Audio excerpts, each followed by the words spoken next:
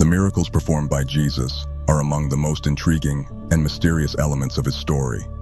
Healing the sick, turning water into wine, walking on water, and even raising the dead are feats that defy human logic and continue to captivate scholars and believers for centuries.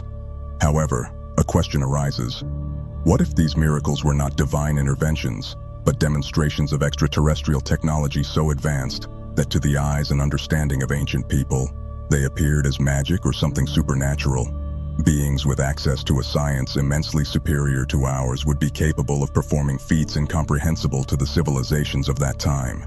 This question invites us to deeply reflect on what we understand as a miracle and what could actually be the result of unknown science. To better understand this perspective, it is crucial to consider the historical context in which Jesus lived. At that time, scientific knowledge was extremely basic. Medicine was just beginning to develop. The laws of physics were a complete mystery, and technology, as we understand it today, was only in its infancy. Imagine the impact of highly advanced technology on a population that had no tools to comprehend it. What we can now explain as advanced science would easily be interpreted as a miracle or divine intervention back then. This new way of thinking allows us to rethink Jesus' miracles from a different perspective, considering the possibility that they might have been manifestations of science or technology that even today would be difficult to comprehend. Throughout history, many cultures have attributed events beyond their ability to explain to divine interventions. This phenomenon is common in various mythologies and religions, as people tend to see supernatural causes in what they cannot comprehend. This raises the question, could Jesus have simply been a man with access to knowledge far beyond what his contemporaries possessed? Or did he have contact with an extraterrestrial civilization that provided him with this advanced technology? If the answer is yes, this could clarify the miracles he performed using technologies that, even today, would seem impossible. A classic example would be the healing of lepers. Leprosy, a devastating and untreatable disease at the time, was one of the ailments Jesus healed on several occasions. However, if we think of advanced cellular healing technology capable of regenerating damaged tissues, similar to the gene therapy we are just beginning to explore, this could provide a plausible explanation. To the eyes of an ancient society, an instant cure would seem miraculous, but to a civilization with access to this kind of technology, it would be routine. Another example is Jesus walking on water, one of his most iconic miracles. This event could be explained by the use of anti-gravity technology, something that remains beyond our reach, but could be commonplace for a highly advanced extraterrestrial civilization. The multiplication of loaves and fishes, another well-known miracle, can also be seen from this perspective. Imagine a technology capable of creating or replicating matter instantly, like an advanced form of printing food. Although this idea may seem taken from a science fiction novel, it is not far from what we are beginning to explore today with 3D printing of food. If such technology existed in Jesus' time, the multiplication of food could be interpreted as a simple application of highly developed science.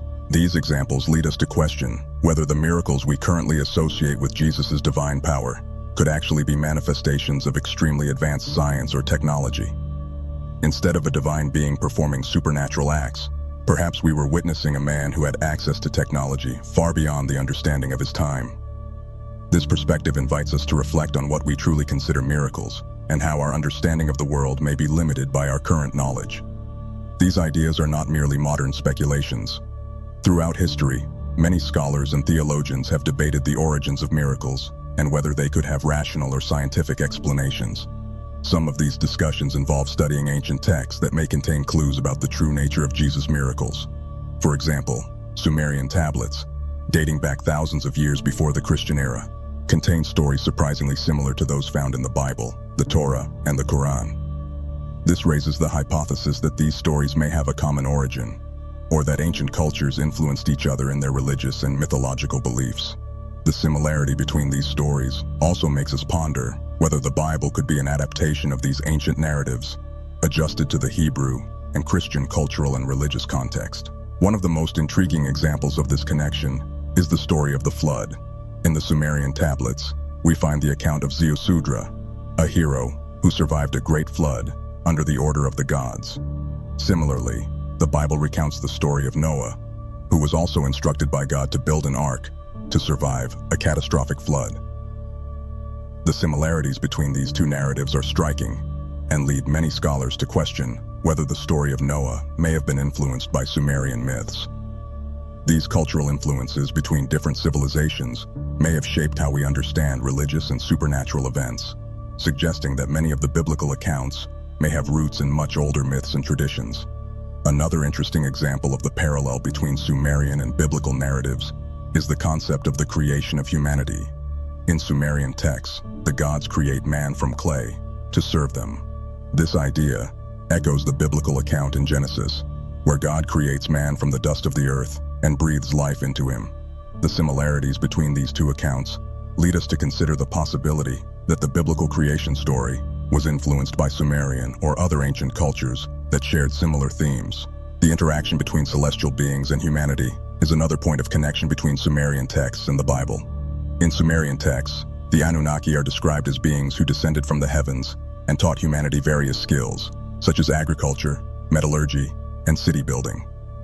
These beings are seen as intermediaries between the gods and humans, helping to guide the development of civilization. In the Bible, we find a similar figure in angels, who also descend from the heavens to interact with humans, bringing divine messages or intervening at critical moments. These similarities make us wonder whether the biblical angels could actually be the same beings described in the Sumerian tablets as the Anunnaki. These parallels are fascinating because they indicate that, in the past, different cultures shared stories about superior beings who came to Earth to guide humanity. Over time, these stories were adapted and reinterpreted according to the cultural and religious context of each civilization, but the essence of their narratives remains similar.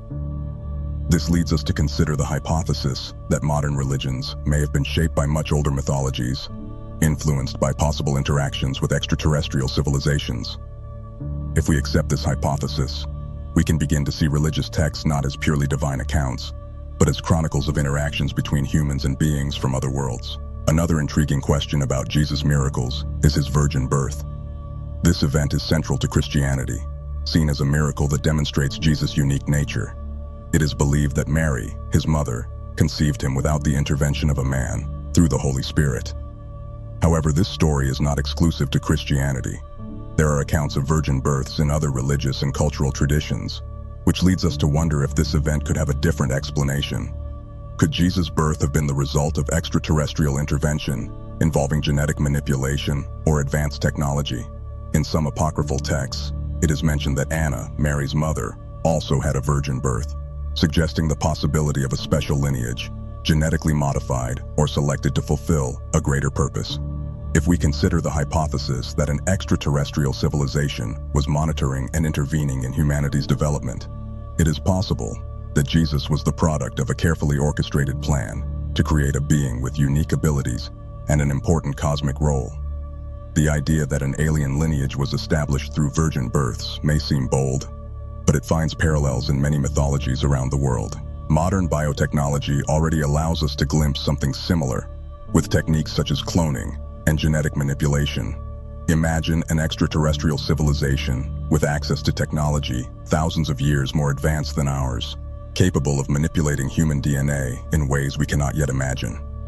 If these beings were interested in creating a being with special abilities, like Jesus, the virgin birth could be explained as a technological intervention designed to ensure he was born with a unique genetic constitution, capable of performing feats that challenge our understanding. When observing the mythologies of other cultures, we also find accounts of divine births. In ancient Egypt, the pharaoh was considered the son of the god Ra, born of a virgin. Similarly, in Greek mythology, Zeus frequently fathered divine children without the involvement of a human father.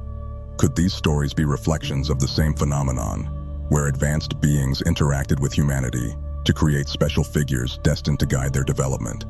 These comparisons lead us to think that Jesus' virgin birth may be part of a larger pattern, where beings from other worlds influence the religious and mythological narratives of Earth. This idea also makes us reconsider Jesus' own lineage. If he were the result of extraterrestrial intervention, this could explain many of his extraordinary feats and his spiritual understanding beyond the ordinary. Jesus would not just be a divine man, but a hybrid, part human and part of a superior civilization, destined to fulfill a cosmic mission on Earth. This vision radically changes the way we see his life and mission, providing a new perspective on his importance in human history. Therefore, Jesus' virgin birth, instead of being seen merely as an inexplicable divine miracle, could be understood as the result of a carefully designed plan to bring a being with special abilities to Earth. This special lineage may have been initiated long before, paving the way for the birth of a human-alien hybrid who, with his knowledge and abilities, would transform humanity's destiny. This new perspective does not diminish Jesus' importance, but enriches our understanding of his possible origins and the impact he had on human history. The lost years of Jesus, a period that spans from his childhood to the beginning of his ministry, are one of the greatest mysteries of his life. The Bible does not mention what happened to Jesus between the ages of 12 and 30, and this gap has generated various theories. One of the most intriguing suggests that he may have traveled to distant places, such as Egypt, India, and even Tibet, in search of spiritual and mystical knowledge that would shape his teachings and worldview.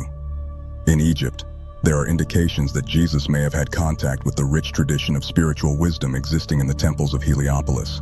These learning centers were renowned for their teachings about the mysteries of life and death, and their priests possessed knowledge that dated back to the times of Thoth, the Egyptian god of wisdom. If Jesus studied in these temples, he may have acquired a deep understanding of topics such as reincarnation, healing, and the concept of Ma'at, the cosmic harmony that governed the Egyptian universe. These teachings could have influenced his view of the kingdom of heaven and shaped his own spiritual teachings. In addition to Egypt, some accounts suggest that Jesus may have traveled to the east, especially India and Tibet. In these regions, he may have studied with Buddhist and Tibetan masters, learning meditation techniques and energy healing practices that would later influence his own miraculous deeds. The connection between Eastern spiritual practices and Jesus' teachings, such as the focus on love, compassion, and ego transcendence, is a point that many researchers consider as evidence of these Eastern influences in his life. In Tibet, it is believed that Jesus learned to manipulate qi, the vital energy that permeates all living beings. Practices such as qigong, which involves channeling this energy to promote healing, may have been the basis of the miraculous healings he would later perform. These spiritual practices were not only mystical, but involved a deep understanding of the human body and its energies, something that could explain how Jesus was able to perform seemingly miraculous healings. Furthermore, Jesus' exposure to these Eastern spiritual traditions may have shaped his view of reincarnation and the cycle of life and death. In Buddhism and Hinduism, reincarnation is a fundamental concept, and it is possible that Jesus integrated this knowledge into his own teachings about life after death and the kingdom of heaven. His travels through the East may have provided him with a diversity of teachings, which he later adapted to the cultural and religious context of Judea. These theories challenge the traditional idea that Jesus lived his entire life in Galilee, without contact with other cultures and traditions. If he indeed traveled to Egypt, India, and Tibet, his spiritual influences would be much broader and more diverse, making him not just a local religious leader, but a universal spiritual master who incorporated teachings from different cultures and spiritual traditions into his worldview. This perspective broadens our understanding of Jesus' life and invites us to reconsider the origin of his wisdom and spiritual power. One of the most enigmatic figures in Egyptian mythology is Thoth, the god of wisdom, writing, and magic. According to some accounts, Thoth may have been a real historical figure, a priest-king of Atlantis who survived the destruction of his continent and brought his vast knowledge to Egypt. Thoth is said to have recorded his wisdom in texts known as the Emerald Tablets, which contain profound teachings about life, death, and immortality. It is possible that Jesus, during his supposed travels to Egypt, had access to this ancient knowledge and integrated it into his own spiritual vision. The Emerald Tablets mention Thoth's ability to incarnate in different planes of existence and travel between the stars. This not only suggests a deep spiritual understanding, but also the idea that there were beings capable of transcending mortality and time, abilities that were later attributed to Jesus. The similarity between Thoth's teachings about the soul and what Jesus preached about the kingdom of heaven and eternal life is remarkable and raises the question of how much Jesus may have been influenced by these ancient teachings. Furthermore, the Emerald Tablets describe advanced technology, such as rejuvenation chambers and consciousness transfer, that would allow immortality and rebirth in new bodies. Jesus, known for his resurrection after his crucifixion, may have used or known these techniques, applying them to himself and his followers.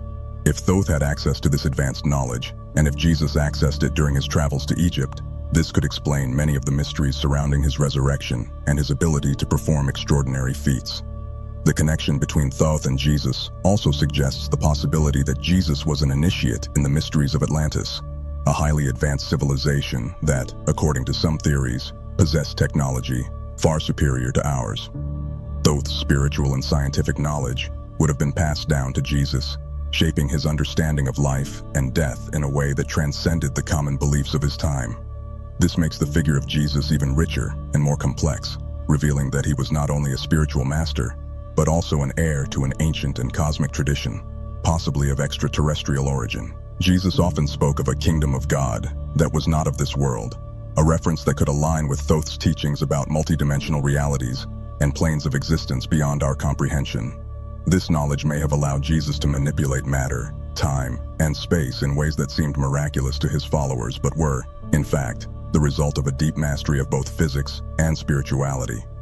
If this connection between Jesus and Thoth is true, then Jesus' life becomes even more fascinating and multifaceted, revealing that he was not just a religious leader, but also an heir to an ancient and cosmic tradition, possibly with extraterrestrial roots. This adds a new dimension to his figure, as someone who transcended not only the culture of his time, but also the boundaries between worlds and realities, using his knowledge to bring healing, comfort, and hope to a world full of pain and suffering. The ascension of Jesus, one of the most emblematic events in his story, is commonly interpreted as a divine act, where he returns to the Father in the heavens after his resurrection. However, what if Jesus' ascension was not just a supernatural act, but a demonstration of advanced technology, possibly extraterrestrial, involving consciousness transfer or rejuvenation? There are archaeological traces in Egypt that suggest that ancient civilizations mastered this type of technology, leading us to reconsider Jesus' ascension from a new perspective. In the Serapeum of Saqqara, in Egypt, there are giant chambers made of granite and diorite that, according to some theories, were used for rejuvenation purposes. These chambers, known for emitting high levels of radioactivity, are seen by some researchers as devices used by ancient civilizations to rejuvenate bodies or transfer consciousness to a new body. If these devices really existed and were used by these civilizations, they could offer a technological explanation for Jesus' resurrection and ascension. The idea of consciousness transfer is fascinating and echoes in many spiritual traditions, including the teachings of Thoth, who spoke of the ability to move the soul between bodies and dimensions. Jesus, with the proper knowledge, could have used similar technology to transcend death, transferring his consciousness to a renewed body or another form of existence. This would explain both his resurrection and his ascension, which could have been the result of advanced technology applied by an extraterrestrial civilization. By analyzing Jesus' ascension from this perspective, we see that he not only resurrected, but could have ascended to a ship or some other device that allowed him to transcend the earth and reach another plane of existence. This is similar to what is found in modern accounts of abductions, where people are taken by bright lights to celestial vehicles. If Jesus had access to this technology, it would explain his ability to move between worlds and realities, using knowledge that was far beyond his followers' understanding. The Bible describes Jesus' ascension simply, saying that he was lifted up to the heavens. However, this description may very well be recounting a technological event that the biblical authors, with the limited vocabulary of the time, had no other way of explaining. To them, this was a miracle, but to a civilization with advanced technology, it could have been a common process of transportation or dimensional transition. Therefore, Jesus' ascension can be reevaluated as an event that goes beyond our current understanding, but which, with the advancement of science and technology, we are beginning to find clues about how it may have occurred.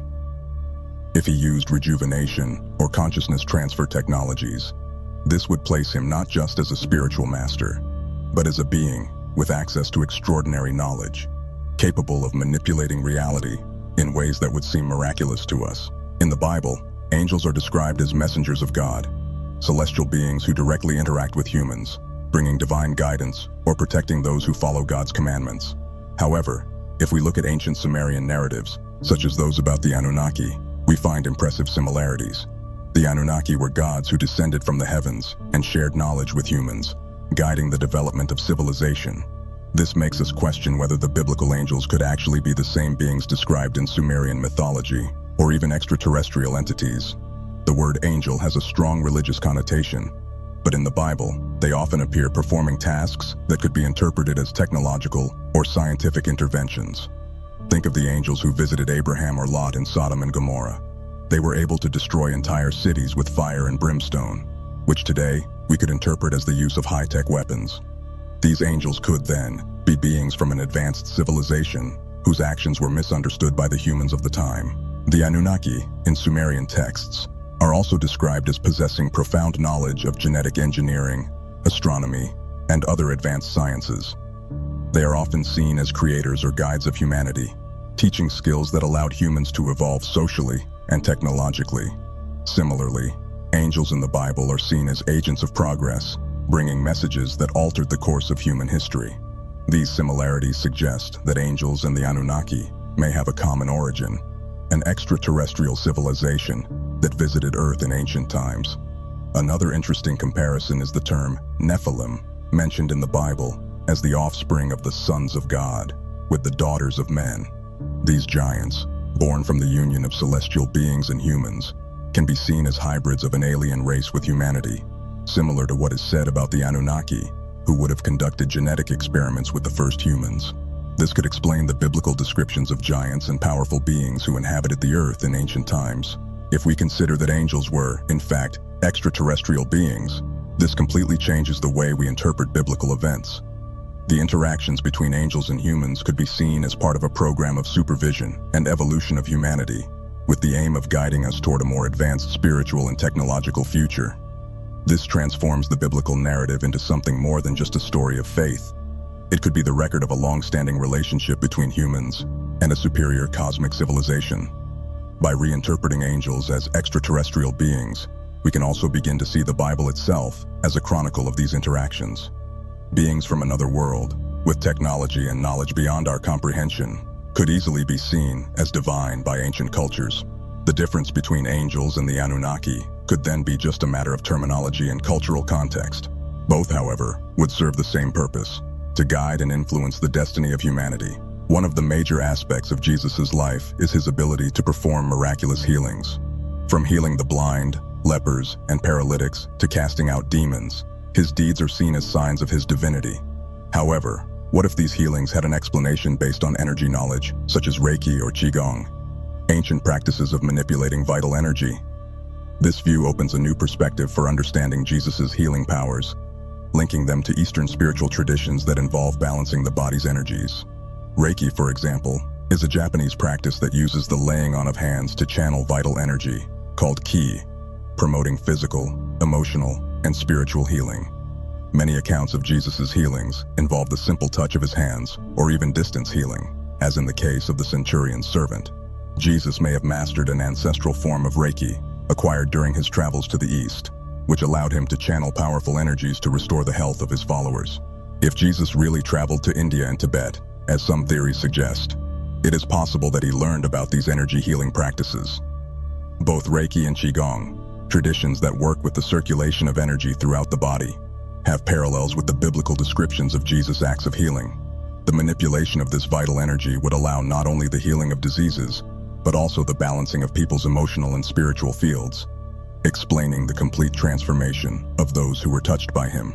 These practices also involve the idea that all living beings have an energy field around them, commonly called an aura.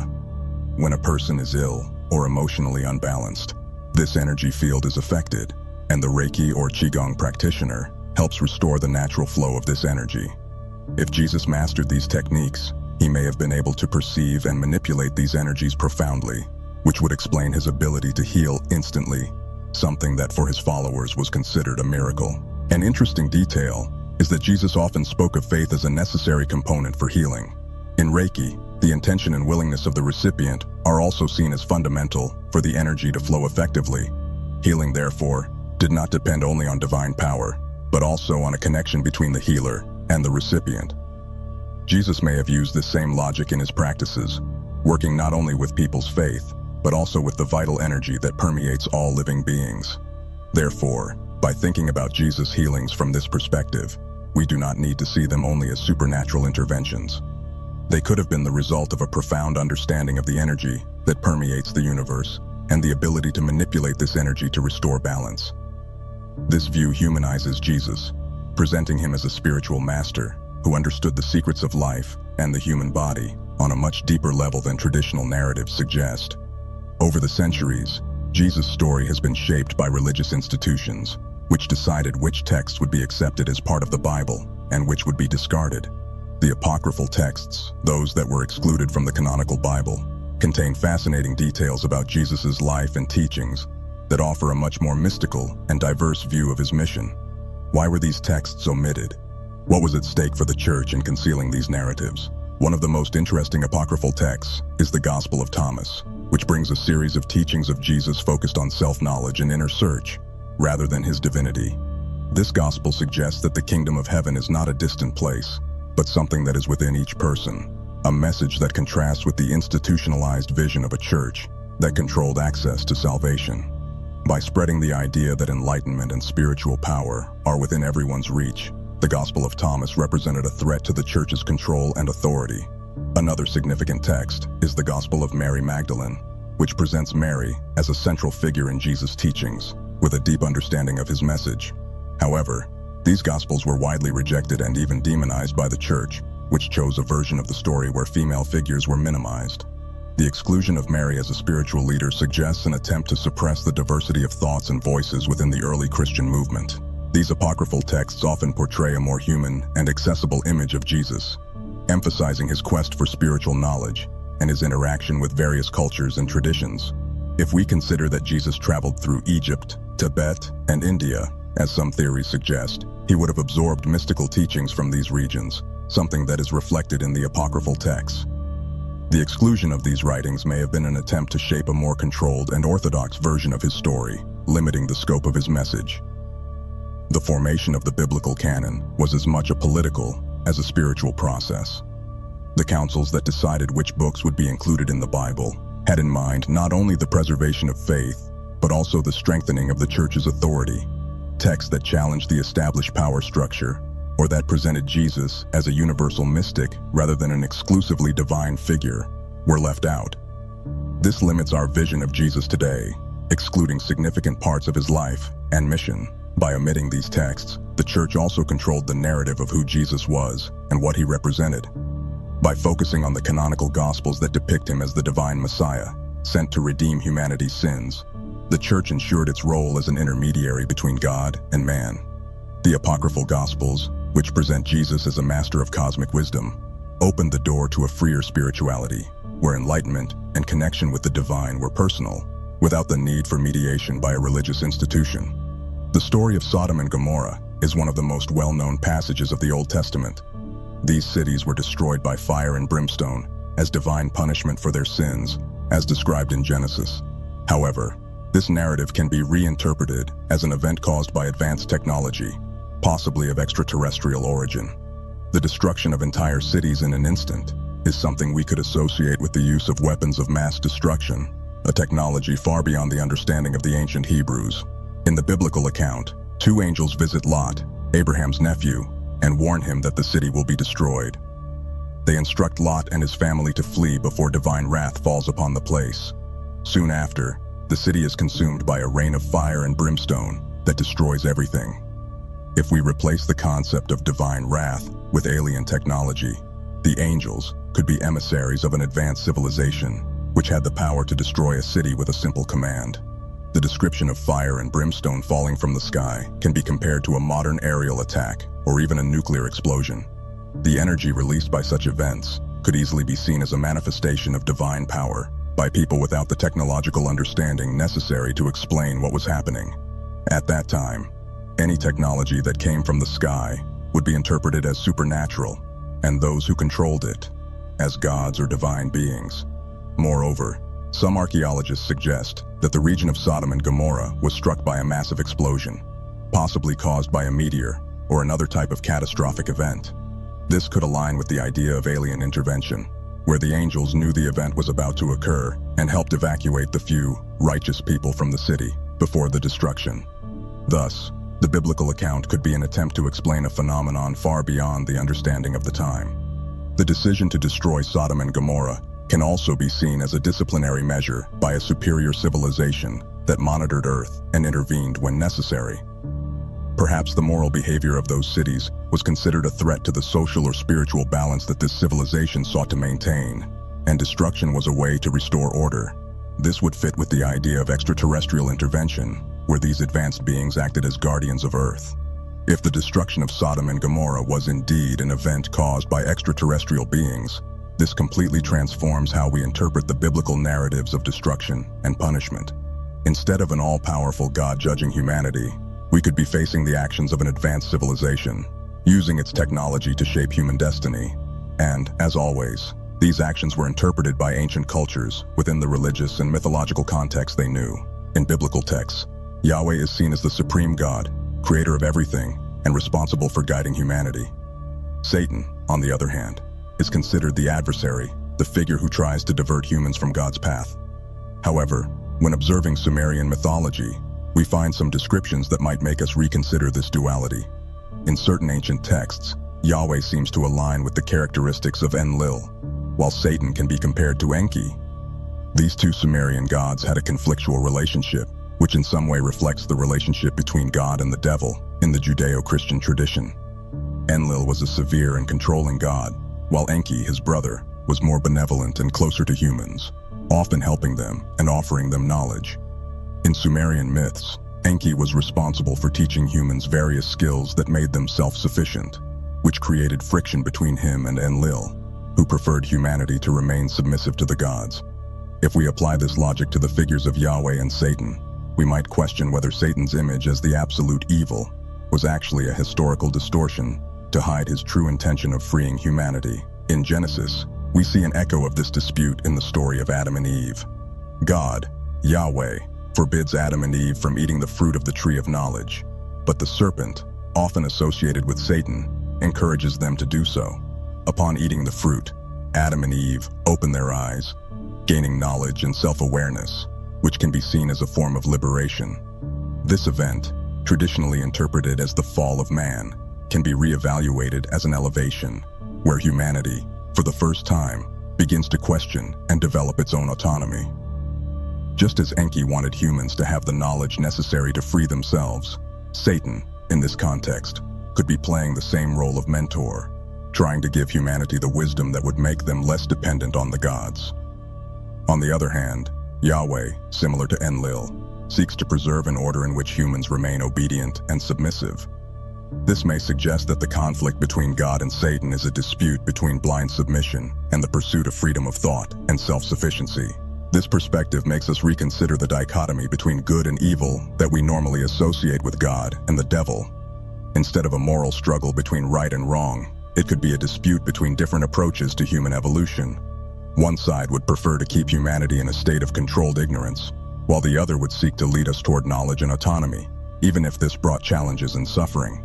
From this point of view, the story of Eden becomes a metaphor for the choice between blind obedience and the awakening of consciousness. If Yahweh and Satan, or Enlil and Enki, represent opposing forces in a larger cosmic narrative, we can see the biblical stories as a representation of this conflict. Satan's intervention in the story of Adam and Eve, for example, may have been less a betrayal and more an attempt to open humanity's eyes to its true potential. This suggests that religious narratives, viewed in a new light, may tell a very different story than we traditionally believe. One of the central concepts in Jesus' teachings is the kingdom of heaven. Traditionally, it is seen as a physical or spiritual place where the righteous will go after death. However, some scholars suggest that the kingdom of heaven can be interpreted as an elevated state of consciousness, an internal realization of the divinity present in each person. This idea is closely tied to the concept of Christ consciousness, which proposes that Jesus did not come just to be worshipped, but to awaken this same consciousness in every human being. If Jesus were indeed a being with extraterrestrial connections, or a human-alien hybrid, his teachings could be interpreted as an attempt to elevate humanity to a more advanced spiritual and intellectual level. He would be offering people the tools necessary to awaken a higher consciousness, a form of enlightenment that transcends simple religious dogma. The concept of Christ consciousness suggests that Jesus saw everyone as capable of achieving the same state of union with the divine that he himself experienced. The concept of Christ consciousness is not exclusive to Christianity. In many spiritual traditions around the world, we find the idea that human beings have the potential to awaken to a higher reality, where they are directly connected to the cosmos and the divine. In Buddhism, this is called enlightenment. In Hinduism, moksha, and in Western mysticism, gnosis. Jesus may have been one of the many masters who came to Earth to help guide humanity on this spiritual journey. The apocryphal texts, such as the Gospel of Thomas, reinforce this idea by suggesting that the kingdom of God is within us. Jesus, instead of pointing to a distant paradise, would be instructing us to look within and find the divinity that already resides in each person. This message is deeply transformative because it challenges the traditional religious structure that places divinity as something external and distant, accessible only through intermediaries. Instead, Jesus would be encouraging us to recognize our own divinity and live according to this truth. This view also aligns with the idea that Jesus had a deep understanding of universal laws and the interconnectedness of all things. When speaking of unconditional love and compassion, he was revealing the fundamental laws of the universe, which transcend human rules and connect us directly to cosmic energy. Jesus knew that by awakening Christ consciousness within each person, he was empowering humanity to live in harmony with these universal laws, promoting a new state of being. Therefore, Jesus' mission may have been much more than just teaching about morality and ethical conduct. He may have come to Earth with the purpose of awakening humanity to its true divine potential. This journey of spiritual evolution, known as Christ consciousness, is the path through which human beings can transcend physical and spiritual limitations, connecting with a greater cosmic wisdom. Jesus may have been the first to show this path, but his message suggests that we are all capable of walking this journey